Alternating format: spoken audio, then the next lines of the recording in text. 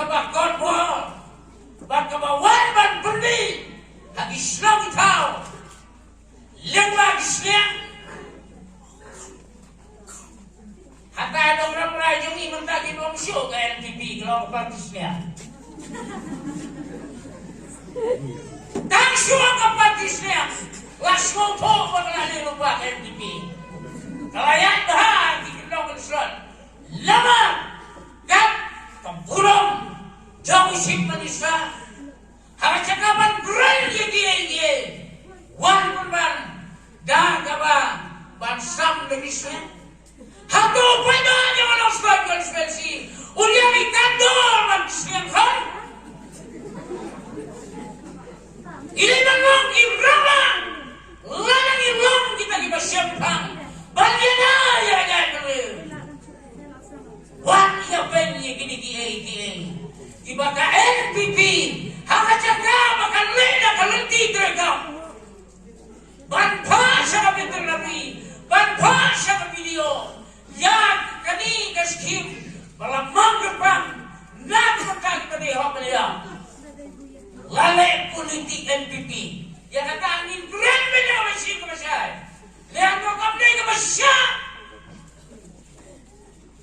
lale politik kampan yobo kisah persang berkat mapigin ang siyong-siyong hakapi ka doon katang kajongi la persang ng NPP bansam na itu Islam balak pendeng daga muhur nakaskor labun dibayar kelam bat kacima marok kelomba layak sundol baginya logam labun bagi Islam dihapan banyak keberka itu dibayar ya ketika Islam berlayak baginya logam dibagi nang stol konvensi dia sam Islam nak Kerana kita kibawan samsiang pada wadia pen nama kira pensiong kan dia ngatri jom ibriu kira pensiong harga sekali Islam.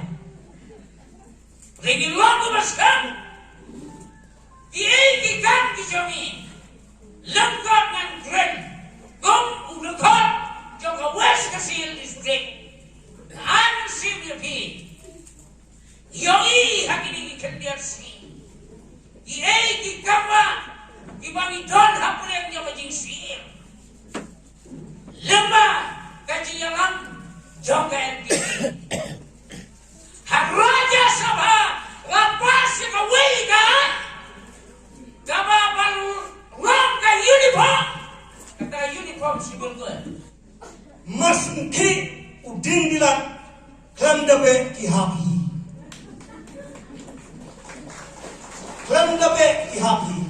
Kiwei ki parti ki om ka parti kongres kalalong jiro henrei nga om yepi nga pa ikane kubor ka basyai haki pagba jong jelam klea berkoi yakini ki parti ba om ka parti kongres kalalong jiro yakini ingin penkelah jiro yakini pat ngin long hero mangi